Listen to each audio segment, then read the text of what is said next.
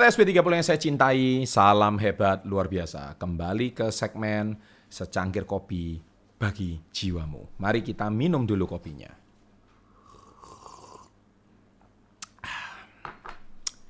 Di topik kali ini saya akan membahas tentang sebuah kisah inspiratif yang tentu Anda nanti-nantikan. Segmen ini dibuat tujuannya dengan satu tujuan, tidak ada tujuan lain. Kalau Anda hari ini tidak berkesempatan untuk membaca buku, nggak ada salahnya Anda nonton video ini, karena sama saja Anda dengan membaca sebuah buku. Apalagi kita membaca bukunya orang-orang sukses yang pasti akan menginspirasi Anda. Bagaimana kisahnya setelah yang satu ini? Welcome to Success Before 30 dengan topik acara secangkir kopi bagi jiwamu. Bicara soal penyegaran jiwa, tentu bagi Anda yang merasa hidupmu lelah, hidupmu capek, Anda mungkin merasa mentalmu lemah, Anda merasa hidup Anda tidak ada arah dan tujuan, Anda merasa hidup Anda itu seperti mentok, terbentur. Saya rasa video kali ini bisa menjadi sebuah solusi bagi diri Anda. Baik, sahabat entrepreneur, salam hebat luar biasa. Video kali ini saya akan menceritakan sebuah kisah yang sangat inspiratif. Kalian tentu tahu di sini apa itu produk Apple, seperti iPhone, iPad, dan tentu kalian di sini juga pasti tidak asing dengan yang namanya Pixar. Perusahaan yang berhasil menciptakan film animasi terbaik di dunia. Contohnya seperti Toy Story, Cars, Film Up, dan lain-lain. Semua itu tadi adalah hasil jeripaya dari seseorang yang bernama Steve Jobs. Ya, kita sendiri tahu beliau sudah almarhum. Steve Jobs yang dulunya sebagai seorang pendiri Apple, pejabat eksekutif Pixar Animation, studio dan dewan direktur Walt Disney Company ternyata memiliki masa muda yang sangat kelam dan sangat pahit. Steve Jobs lahir di San Francisco, California pada tanggal 24 Februari 1955 dari seorang ayah kandung bernama Abdul Fattah Jandali dan ibu kandung bernama Joanne Simpson. Steve Jobs pada akhirnya diadopsi oleh Paul and Clara Jobs. Bayangkan saja orang seperti Steve Jobs yang diadopsi sejak ia kecil, yang tidak tahu bagaimana wajah ayah ibu kandungnya saja, namun bisa menjadi seseorang yang membawa pengaruh besar kepada dunia.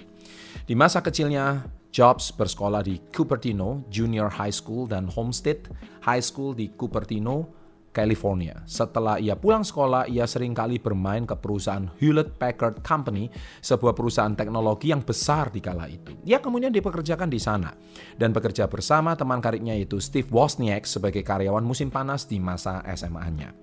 Tahun 1972, Jobs lulus dari sekolah menengah atas dan mendaftar masuk Reed College di Portland, Oregon. Meski ia keluar setelah satu semester, ia melanjutkan audit kelasnya di Reed dan melanjutkan kelas favoritnya, yaitu kelas kaligrafi. Jobs di setiap harinya tidur di lantai kamar temannya. Ia selalu mengembalikan botol-botol Coca-Cola untuk mendapatkan uang, dan juga ia bisa mendapatkan makanan gratis mingguan di vihara Hare Krishna setempat. Jobs pernah berkata, jika aku tidak menghadiri kuliah di perguruan tinggi tersebut, maka seluruh produk Apple tidak akan memiliki beragam font yang bagus seperti spasi yang sejajar seperti hari ini. Pada musim gugur 1974, Jobs kembali ke California dan mulai menghadiri pertemuan Homebrew Computer Club bersama temannya Wozniak.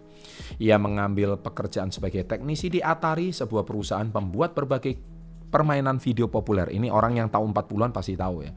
Dengan tujuan utama menabung uang untuk melakukan perjalanan spiritual ke India. Jobs kemudian melakukan perjalanan spiritualnya ke India bersama seorang teman dari kampusnya yang kelak menjadi karyawan Apple pertama, yaitu Daniel Kotke. Pada akhirnya mereka berdua pulang dalam keadaan menganut agama Buddha dengan kepala tercukur dan mengenakan pakaian tradisional India. Setelah kembali, Jobs kembali bekerja di Atari dan diberikan tugas menciptakan sebuah papan sirkuit. Tugas Jobs adalah mengurangi jumlah chip dalam sebuah papan sirkuit tersebut, dan setiap chips telah dikurangi akan dihargai $100 per chipnya.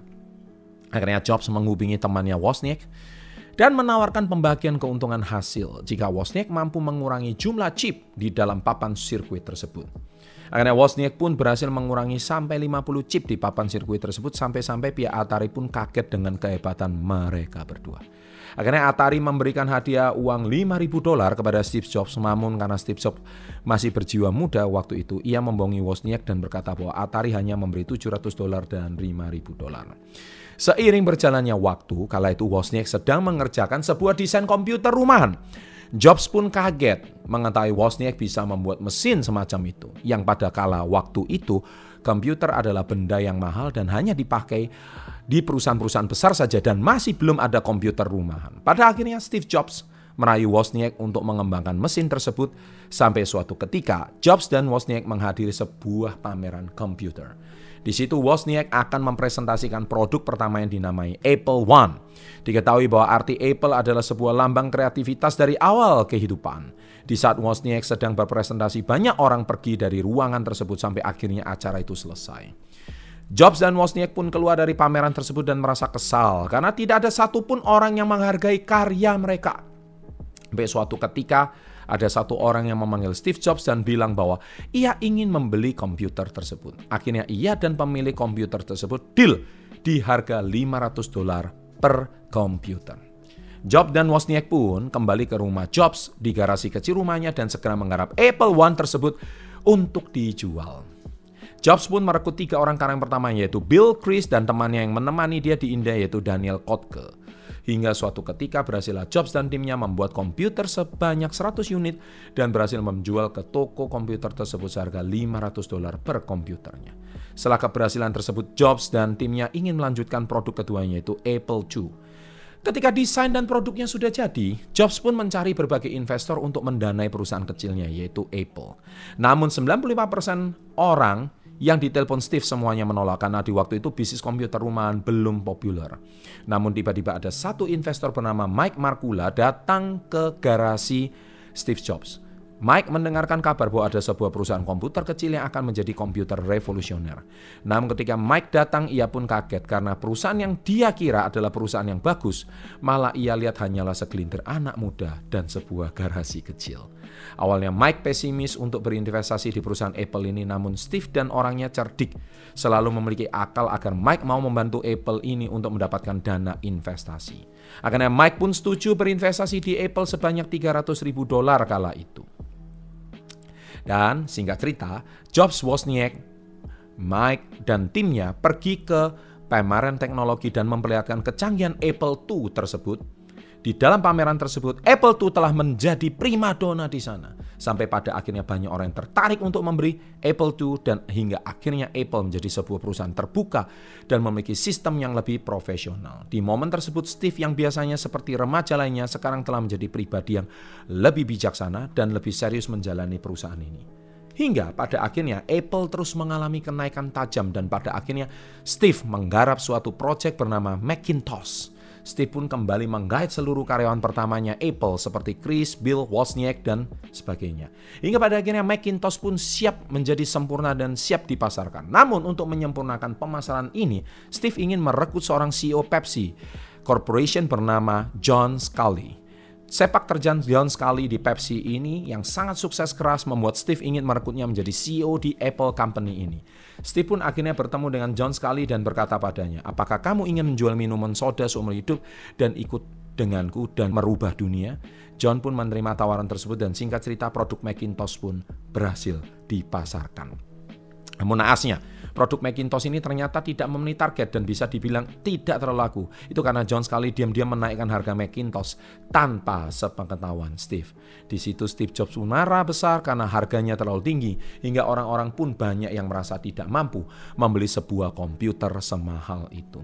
Pada akhirnya seluruh dewan direksi berkumpul dan mengkritik Steve Jobs pada proyeknya yaitu Macintosh karena telah menjadi proyek yang gagal. Setelah kegagalan dan kerugian besar Apple sepanjang sejarah tersebut, akhirnya para dewan dan John Sculley setuju untuk menendang Steve dari Apple.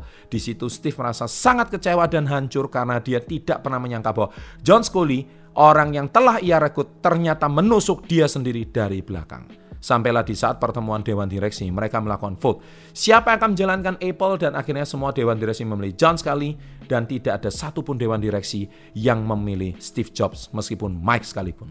Akhirnya Steve Jobs resmi ditendang dari perusahaan yang telah ia rintis dari kecil tersebut. Kekecewaan tersebut membuat Steve tidak ingin menyerah dan melanjutkan membuat perusahaan barunya yaitu Next. Dikala Steve tidak memimpin Apple, Apple mengalami penurunan tajam sehingga akhirnya sahamnya pun rontok. Sampai pada akhirnya John Sculley pun dipecat dari Apple.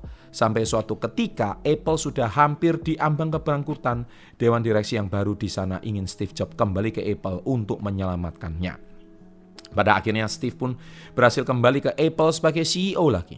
Kembali ke sebuah perusahaan yang ia rintis dari nol membuat Steve lebih bersemangat lagi mengembangkan Apple. Steve mengembalikan visi misi Apple yang telah menghilang hingga suatu ketika Steve merombak habis Apple dan menendang keluar Mike Markula sama seperti apa yang Mike lakukan pada saat itu. Steve pun mengganti nama Apple Computer menjadi Apple Incorporation.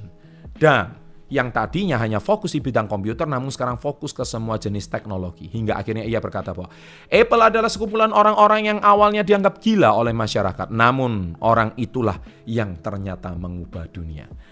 Steve Jobs akhirnya meninggal pada tanggal 5 Oktober 2011 di umurnya yang ke-56 tahun. Dan sekarang Apple adalah perusahaan dengan kapitalisasi pasar nomor 1 terbesar di dunia sebesar 2,25 triliun US dollar. Steve Jobs yang terlahir dari anak yang diadopsi, ditendang dari perusahaan yang telah ia rintis dari nol, hingga menjadi Apple sebesar hari ini. Tentu bukanlah perjalanan yang mudah. Namun sifat cerdik dan pantang menyerah Steve Jobs lah yang mengantarkannya sampai sebesar sekarang. Jadi bagi para sahabat entrepreneur di rumah yang sedang down, coba lihat apa yang dirasakan Steve Jobs dulu. Dan diriulah sifat cerdik dan pantang menyerahnya. Semoga kisah inspiratif ini bermanfaat bagi Anda. Salam hebat dan luar biasa.